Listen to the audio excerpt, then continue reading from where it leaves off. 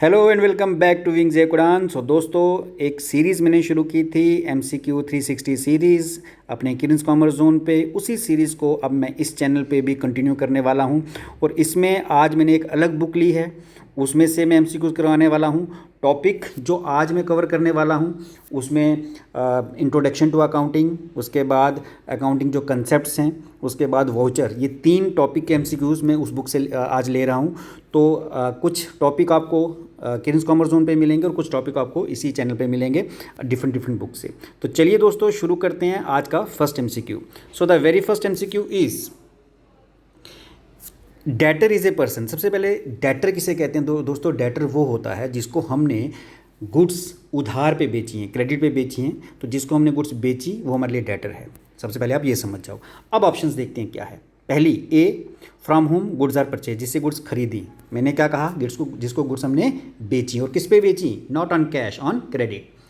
B option, to home goods are sold, जिसको हमने goods बेची। C, from home goods are purchase or sold, जिससे हमने goods खरीदी या बेची। और D, to home cash is paid, जिसको हमने कैश पे किया।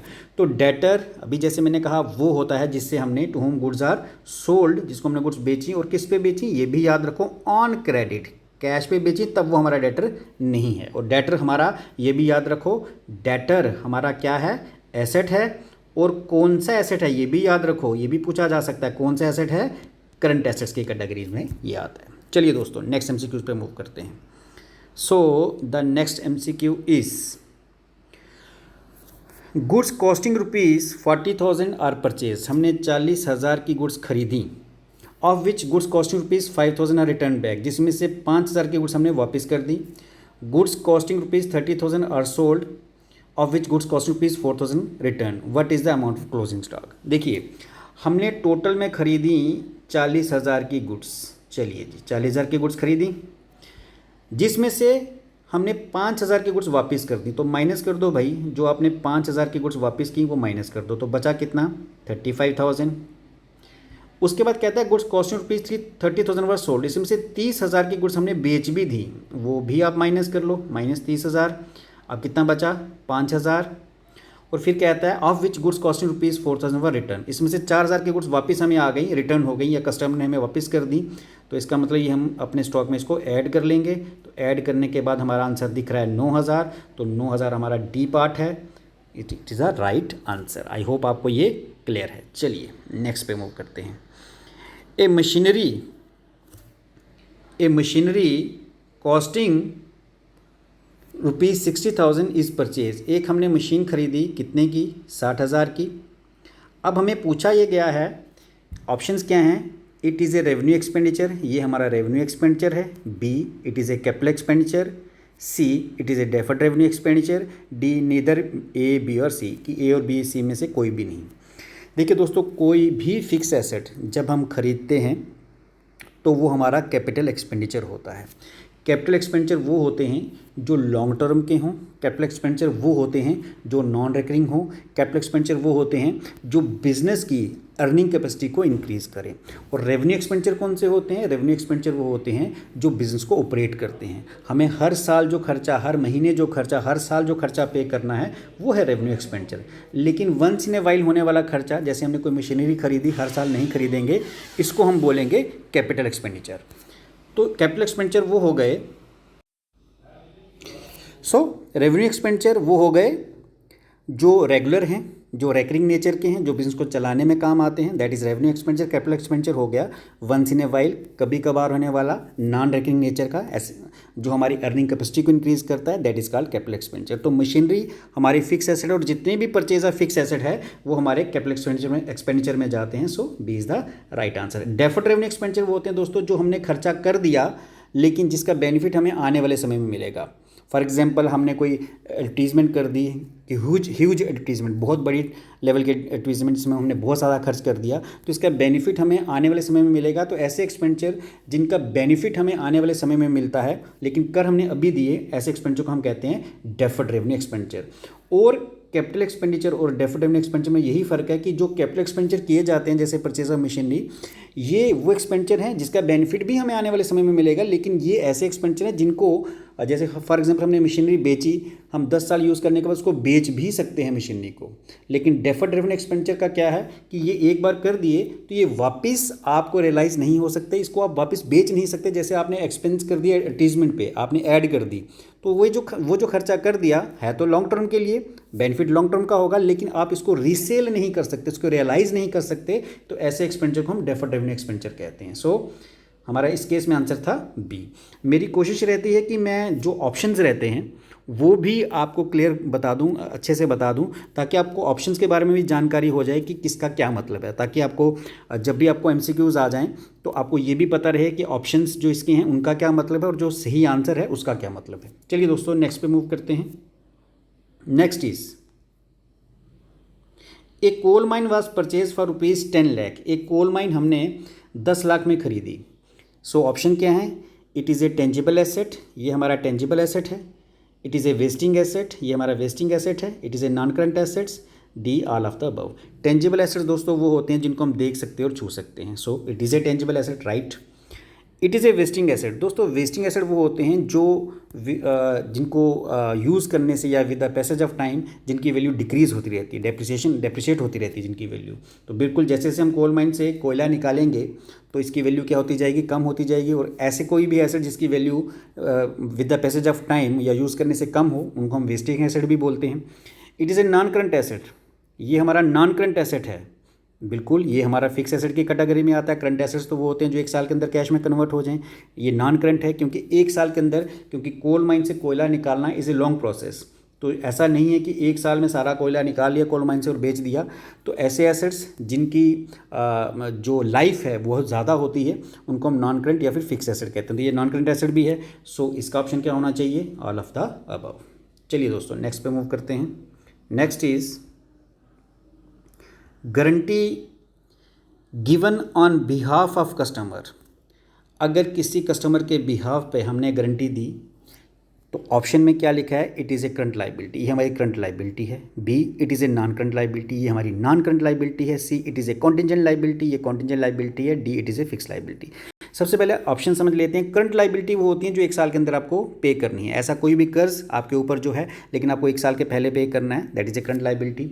नॉन करंट लाइबिलिटी होती है जो मोर देन 1 ईयर पे करनी है। आपके ऐसा कर्ज जो आपने 1 साल से ज़्यादा लंबे समय के लिए चुकाना है, कोई लोन ले रखा है बहुत बड़ा 10 साल तक आपको चुकाना है, वो आपकी नॉन करंट लाइबिलिटी होगी या लॉन्ग टर्म लाइबिलिटी भी कहते हैं।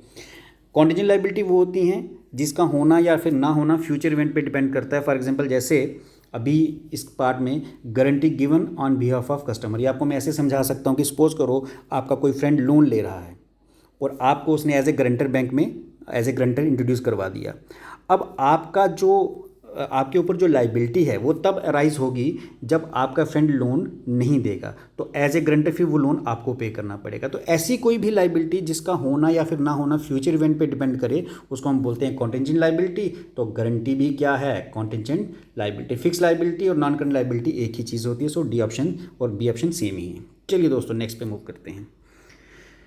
कैश एट बैंक, बैंक में पड़ा हुआ कैश क्या है? It is a current asset, it is a liquid asset. C, A and B both. D, it is a non current asset. Current assets दोस्तों वो एसेट्स जो 1 साल के अंदर कैश में कन्वर्ट हो जाएं। तो कैश एट बैंक तो हार्ड कैश है हमारे पास, कभी भी हम निकाल सकते हैं बैंक से। लिक्विड एसेट्स यानी वो एसेट्स अगेन जो 1 साल के अंदर कैश में कन्वर्ट हो जाएं। लेकिन लिक्विड एसेट्स में हम 2 एसेट्स नहीं लेते। एक स्टॉक, लिक्विड एसेट्स में हम 2 एसेट्स को इंक्लूड नहीं करते। वो क्या क्या हैं? स्टॉक और प्रीपेड एक्सपेंस। प्रीपेड एक्सपेंस, जब भी हम करंट एसेट्स की बात करें इसमें स्टॉक और प्रीपेड एक्सपेंस के साथ cash in hand, cash at bank, debtor सब आएंगे। लेकिन जब लिक्विड एसेट की बात करें तो करंट एसेट्स में से अगर ये 2 एसेट स्टॉक और प्रीपेड एक्सपेंस निकाल दें तो बाकी बनेंगे लिक्विड एसेट। इसका मतलब ये हुआ कि कैश भी लिक्विड एसेट में आता है। So C is the right answer both A and B. I hope ये भी आपको क्लियर है। चलिए दोस्तों नेक्स्ट पे मूव करते हैं। Next is the concept of conservatism takes into account. Concept of conservatism, ये कंसेप्ट सबसे पहले कहता क्या है? ये कंसेप्ट कहता है कि आप एक्सपेक्टेड लॉसेस जो हैं वो अपनी बुक में रिकॉर्ड कर सकते हो लेकिन एक्सपेक्टेड गेंस को रिकॉर्ड नहीं कर सकते। फॉर एग्जांपल डेटर्स जिनसे आपने पैसा लेना है, अब आप अगर मान लो 10 लोगों को या 20 लोगों को पैसा उधार देते हो या फिर गुड्स उधार में बेचते हो, तो ज़रूरी नहीं है कि सब पैसा वो आपको वापस मिल जाए। कई बार किन्हीं कारणों की वजह से कुछ पैसा आपके पास वापस नहीं आता, तो उसको हम बोलते हैं प्रोविज़न फॉर बैड डेट्स। ऐसा कोई पैसा जिसका हमें चांसेस है कि वापस नहीं आता, उसको हम बोलते हैं प्रोविजंस। तो कंजर्वेटिज्म कंसेप्ट कहता है कि एक्सपेक्टेड लॉसेज जो हैं वो आप रिकॉर्ड करो, लेकिन एक्सपेक्टेड गेंस को रिकॉर्ड आप नहीं कर सकते। तो अब इसके ऑप्शंस पढ़ लेते हैं। A, all future profit and future losses कहता है कि concept of conservatism takes into account सारे फ्यूचर प्रॉफिट लॉसेस। गलत है। मैंने अभी जो बताया कि सिर्फ फ्यूचर लॉसेस को हम रिकॉर्ड कर सकते हैं, गेंस को नहीं। B option all future profit but leave all future losses, ये भी गलत है। फ्यूचर प्रॉफिट्स को तो हम रिकॉर्ड कर ही नहीं सकते। अकॉर्डिंग टू दिस कंसेप्ट क्या रिकॉर्ड कर सकते हैं? Future losses. तो C all future losses but leave all future profit, की जितने भी फ्यूचर लॉसेस हैं उनको रिकॉर्ड करो, लेकिन गेन्स को आप रिकॉर्ड नहीं करो, according to concept of conservatism. I hope ये भी आपको क्लियर है। चलिए नेक्स्ट पे मूव करते हैं। According to concept of conservatism, again वही, according to concept of conservatism the stock in trade is valued at. Stock को हम किस वैल्यू पे अपनी बुक में रिकॉर्ड करते हैं? ए, मार्केट प्राइस, यानी जो उसका अभी मार्केट प्राइस चल रहा है। बी, कॉस्ट प्राइस, यानी जिस प्राइस पे हमने खरीदा। सी, मार्केट प्राइस और cost price whichever is higher, market price और कॉस्ट प्राइस में से जो बड़ा होगा। और डी, मार्केट प्राइस और cost price whichever is lower, दोनों में से जो छोटा होगा। तो दोस्तों कंसेप्ट ऑफ कंजर्वेटिज्म ने क्या कहा? एक्सपेक्टेड गेन को कंसीडर नहीं करना। अगर आपने एक स्टॉक खरीदा और उसकी कॉस्ट आपको पड़ी थी 2000 और लेकिन मार्केट प्राइस उसका मान लो रह गया 1800, तो आप उसको किस पे रिकॉर्ड करोगे? इस कंसेप्ट के according which ever is low, दोनों में से जो लोअर होगा। क्योंकि अगर आप इसको 2000 में, इसको अपने 2000 की कॉस्ट पे ही इसको रिकॉर्ड करो जबकि इसका मार्केट प्राइस 1800 है, इट मीन्स आप इस कंसेप्ट को वायलेट कर रहे हो, आप गेन्स को एक्सपेक्ट कर रहे हो। तो इसलिए अकॉर्डिंग टू दिस कंसेप्ट आपको स्टॉक को किस प्राइस पे अपनी बुक्स में रिकॉर्ड करना है? कॉस्ट और market price whichever is lower. So D is the right answer. चलिए दोस्तों नेक्स्ट पे मूव करते हैं। The concept of conservatism will have the effect of, अगर हम कंसेप्ट ऑफ कंजर्वेटिज्म से काम करते हैं, रिकॉर्डिंग करते हैं, तो उसका क्या इफेक्ट होगा? A, over statement of assets, asset की वैल्यू ज़्यादा हमें दिखेगी। B, under statement of assets, assets की वैल्यू कम दिखेगी। C, under statement of liabilities, liabilities की वैल्यू कम दिखेगी। D, under statement of provision for bad and doubtful debts, कि provision for bad and doubtful debts हमें कम दिखेंगे। देखिए दोस्तों, अगर हम कंजर्वेटिज्म कंसेप्ट अप्लाई करते हैं तो इससे पहले वाले मैंने क्या कहा कि स्टॉक को किस वैल्यू पे हमें रिकॉर्ड करना है? कॉस्ट प्राइस या मार्केट प्राइस। और एग्जांपल दी थी कि 2000 की मान लो कॉस्ट है, कॉस्ट इसकी 2000 है और MP मतलब मार्केट प्राइस का 1800 है, तो मुझे किस कॉस्ट पे रिकॉर्ड करना है? 1800 पे, क्योंकि कंसेप्ट ने यही बताया। तो अगर मैं इसको 1800 पे रिकॉर्ड करता हूँ जबकि इसकी कॉस्ट 2000 है, तो क्या होगा? अंडर स्टेटमेंट ऑफ एसेट, कि एसेट की वैल्यू कम हमें दिखेगी क्योंकि ये हमने कंसेप्ट को अप्लाई कर दिया। तो आंसर क्या रहेगा कि जब भी हम कंसेप्ट ऑफ कंजर्वेटिज्म लगाएंगे हमारे एसेट की वैल्यू हमें कम दिखेगी, क्योंकि क्वेश्चन में कंसेप्ट में यही बताया गया है कि दोनों में से जो वैल्यू कम होगी, कॉस्ट और मार्केट प्राइस, आपने उस पर ही उसको दिखाना है। किसको? स्टॉक को, याद रखना। चलिए दोस्तों नेक्स्ट पे मूव करते हैं। Next is according to going concern a business is assumed. सबसे पहले गोइंग कंसर्न कंसेप्ट कहता क्या है? गोइंग कंसर्न कंसेप्ट ये कहता है कि जो बिजनेस हमने शुरू किया ये चलता रहेगा और लंबे समय तक चलेगा। कितने लंबे समय तक चलेगा कोई कुछ नहीं कह सकता, 5 साल, 10 साल, 20 साल, 50 साल, फॉर एन इनडेफिनेट पीरियड। तो गोइंग कंसर्न कंसेप्ट ये कहता है कि बिजनेस जो हम शुरू करते हैं ये चलता रहता है, लंबे समय के लिए चलता है। और कितने समय के लिए चलता है? For an indefinite period, not limited life, not a very long life. कुछ भी हो सकता है, 2 साल, 10 साल, 50 साल, 100 साल, मतलब डेफिनेट पीरियड कोई नहीं है। इसलिए आंसर क्या रहेगा? An indefinite period. चलिए दोस्तों नेक्स्ट पे मूव करते हैं। Next is according to which of the following concept even the proprietor of the business is treated as creditor of the business. किस कंसेप्ट के अकॉर्डिंग जो बिजनेस का प्रोपराइटर है या फिर ओनर है उसको क्रेडिटर मान लिया जाता है? दोस्तों मनी मेजरमेंट कंसेप्ट ऑप्शंस में जो दिया है, मनी मेजरमेंट कंसेप्ट ये तो कहता है कि जिस चीज़ की कोई मनी वैल्यू है अकाउंटिंग में हम उसी को रिकॉर्ड करते हैं। कॉस्ट कंसेप्ट ये कहता है कि जो प्राइस हमने किसी एसेट को पे करने के लिए, फिक्स एसेट को पे करने के लिए पे दिया, उसी पे उसकी अकाउंटिंग होगी, फर्दर अकाउंटिंग हम उसी पे उसकी फर्दर रिकॉर्डिंग करेंगे। ड्यूल एस्पेक्ट कंसेप्ट ये कहता है कि एक ट्रांजेक्शन के दो एस्पेक्ट होते हैं, डबल एस्पेक्ट होता है, एक अगर डेबिट होती है तो कहीं ना कहीं क्रेडिट होती है, अकाउंटिंग इक्वेशन उसी के ऊपर बेस्ड है, आपने पढ़ा भी होगा। एंटिटी कंसेप्ट कहता है कि बिजनेस और ओनर दो अलग एंटिटीज़ हैं। ओनर जो है वो अलग है और बिज़नेस जो अलग है। अगर राम मान लो एक ओनर है जिसने कोई बिज़नेस स्टार्ट किया, राम ने एक बिज़नेस स्टार्ट किया, तो ओनर अलग है और बिज़नेस अलग है। बिज़नेस के लिए, इस बिज़नेस के लिए राम जो है जस्ट एक क्रेडिटर है। क्रेडिटर मतलब जिसको बिज़नेस ने पैसा देना है। तो मैंने आपको बताया भी था कि जो राम है उसने जो पैसा लगाया वो कैपिटल है और कैपिटल इंटरनल लाइबिलिटी है। तो बिजनेस के लिए राम एक लाइबिलिटी है, एक क्रेडिटर है, एक इंटरनल लाइबिलिटी है। सो ये कौन सा कंसेप्ट कहता है? अकॉर्डिंग, क्वेश्चन भी क्या था, according to which of the following concept even the proprietor of the business treated as creditor, कि जिसमें जो प्रोप्राइटर उसको भी क्रेडिटर मान लिया जाता है। वो कौन सा कंसेप्ट है? एंटिटी कंसेप्ट, जिसने कहा कि ओनर अलग है और बिजनेस अलग चीज़ है। आई होप ये भी आपको क्लियर है। चलिए नेक्स्ट पे आते हैं। According to which of the following concepts for determining the net income from business, all costs which are applicable to the revenue of the period should be charged against that revenue। कहता है किस concept के according किसी business की net income निकालने के लिए जितनी भी कॉस्ट हैं जो पीरियड में आई हैं, should be charge against that revenue, उसी पीरियड के रेवेन्यू यानी इनकम से चार्ज की जाएंगी। तो हमें जो ऑप्शंस अभी फिलहाल मिल रहे हैं वो है A matching concept, cost concept, money measurement concept, dual concept. ये तीनों मैं आपको समझा चुका हूँ। मैचिंग कंसेप्ट क्या कहता है? मैचिंग कंसेप्ट कहता है कि अगर आपको अपने बिजनेस की नेट इनकम देखनी है या फिर नेट प्रॉफिट देखना है तो आपको मैच करना पड़ेगा अपने एक्सपेंसेस को अपनी किसके साथ? इनकम के साथ। भाई प्रॉफिट निकालने का तो यही तरीका है, इनकम से एक्सपेंस निकालो। लेकिन मैचिंग कंसेप्ट ने और एक चीज़ क्या बताई, इसने कहा जिस साल के एक्सपेंसेस उसी ही साल की इनकम लेनी है, ना तो अपने पिछले साल के एक्सपेंस, ना अगले साल के एक्सपेंस, ना पिछले साल की इनकम, ना अगले साल की इनकम। मतलब जिस साल का प्रॉफिट दिखाना चाहते हो आपको उसी साल के एक्सपेंस और उसी साल की इनकम लेनी है। तो ये कंसेप्ट हमें किसने बताया? मैचिंग कंसेप्ट ने। So A is the right answer. चलिए दोस्तों नेक्स्ट पे मूव करते हैं।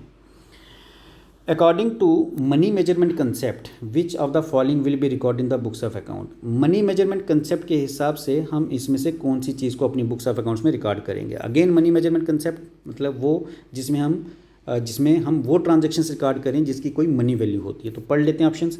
Extra profit arising out of revaluation of assets. देखिए एसेट्स की अगर रिवैल्यूएशन हुई तो रिवैल्यूएशन में जो भी उसकी वैल्यूएशन की गई उसका इफेक्ट हमारा बैलेंस शीट में जाता है, आपने पार्टनरशिप में भी पढ़ा है। Commission payable to salesman. हाँ, मनी मेजरमेंट कंसेप्ट ये कहता है कि जो चीज़ की मनी वैल्यू है, अगर हम किसी सेल्समैन को कमीशन पे कर रहे हैं तो इन दी फॉर्म ऑफ कैश या चेक से पे करेंगे, तो इसकी एक मनी वैल्यू है। तो ये जो कमीशन हम सेल्समैन को पे कर रहे हैं ये हम अपनी बुक्स में ज़रूर रिकॉर्ड करेंगे। क्वालिटी कंट्रोल डाटा रिकॉर्ड नहीं होगा। So B is the right answer. चलिए दोस्तों नेक्स्ट पे मूव कर लें। Next is non financial quantitative information is not recorded in accounts due to. Non financial quantitative, non financial मतलब जिसको हम मनी टर्म्स में मेजर नहीं कर सकते। कहता है इज़ नॉट रिकॉर्डेड, वो नहीं रिकॉर्ड होती किस कंसेप्ट के according? Due to dual concept, ये मैंने आपको समझा दिया कि एक ट्रांजेक्शन की दो जगह रिकॉर्डिंग होती है। एक्रूअल कंसेप्ट, ये भी आपने पढ़ा हुआ है कि जो हमारा प्रॉफिट है वो कब एक्रू होता है? जब वो ड्यू हो। Money measurement concept, money measurement concept ये कहता है कि जिसकी कोई मनी वैल्यू हम उसको रिकॉर्ड करेंगे। और डी एंटिटी कंसेप्ट ये कहता है कि ओनर अलग और बिजनेस अलग। तो नॉन फाइनेंशियल यानी जिसकी कोई मनी वैल्यू नहीं है वो नहीं रिकॉर्ड की जाती है अकॉर्डिंग टू किस कंसेप्ट के? According to money measurement concept. चलिए दोस्तों नेक्स्ट पे मूव करते हैं। Realisation concept implies. Realisation concept क्या कहता है? Options are receipt of order, delivery of goods, receipt of cash from the customer. देखिए दोस्तों रिलेशन कंसेप्ट हमें ये कहता है कि जब आप गुड्स की डिलीवरी कर दोगे तब आप अपनी इनकम को रिकॉर्ड करोगे। अगर आपको किसी ने कुछ पैसा एडवांस दे दिया गुड्स की सप्लाई के लिए जो कि अभी आपने नहीं की, तो अभी वो आपकी इनकम नहीं है, एज एन इनकम आप उसको रिकॉर्ड नहीं करोगे। लेकिन जब आप गुड्स की डिलीवरी कर दोगे तब वो आपकी इनकम है, तब आप उसको रिकॉर्ड करोगे एज एन इनकम।